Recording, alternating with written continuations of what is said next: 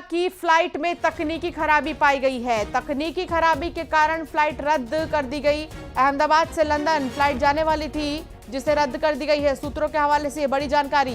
दिल्ली से अहमदाबाद आई AI 159 flight plane crash के बाद आज पहली फ्लाइट लंदन जाने वाली थी, लेकिन उसे भी कैंसिल कर दी गई।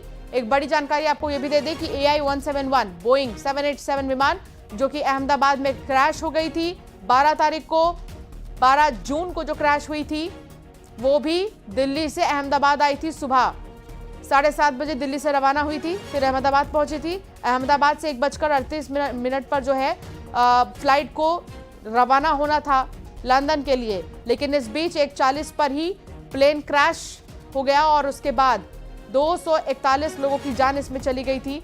लेकिन जो अन्य लोग और भी थे जहां पर प्लेन क्रैश हुई, कुल मिलाकर 270 से ज्यादा लोगों की जान अब तक जा चुकी है।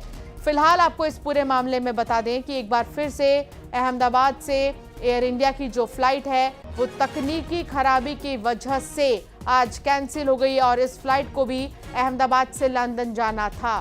सूत्रों के हवाले से खबर ये मिल रही है कि कुछ तकनीकी खराबी हुई, तब जाकर इसे कैंसिल कर दिया गया। शंकर आनंद संवाददाता साथ जुड़ गए हैं। शंकर, एक बार फिर से इस क्रैश के बाद पहली बार लंदन जाने वाली थी फ्लाइट, लेकिन अब उसे भी कैंसिल कर दिया गया तकनीकी खराबी की वजह से। निश्चित तौर पर देखिए, ये बेहद महत्वपूर्ण खबर कही जा सकती है कि जब गुजरात में जिस तरह से पिछले कुछ दिनों पहले विमान हादसा हुआ और उस विमान हादसे के बाद पहली बार एयर इंडिया की एक विमान जो आज लंदन जाने वाली थी, लेकिन उसे भी रद्द कर दिया गया है। और इसकी जो वजह बताई गई है तकनीकी खामियों की वजह से जो एयर इंडिया की जो विमान है उसको रद्द किया गया है। और दिल्ली से जो अहमदाबाद आई थी जो विमान संख्या AI 159, इस फ्लाइट के बारे में जो जानकारी है वो हमारे सूत्र के द्वारा आई है। लेकिन तकनीकी खामियों में किस तरह से तकनीकी खामी आई और किस तरह से उस खामियों के आने के बाद काफी देर तक उसे ठीक करने का प्रयास किया गया, लेकिन जब वो ठीक नहीं किया गया तो उसके बाद उस फ्लाइट को ही तकनीकी खराबी होने का हवाला देते हुए उसको रद्द कर दिया गया है। एक तरह से कहा जा सकता है कि इस वक्त की बेहद महत्वपूर्ण खबर है और इस मामले की आगे की पड़ताल की जाती है। जी, बहुत शुक्रिया शंकर जानकारी साझा करने के लिए।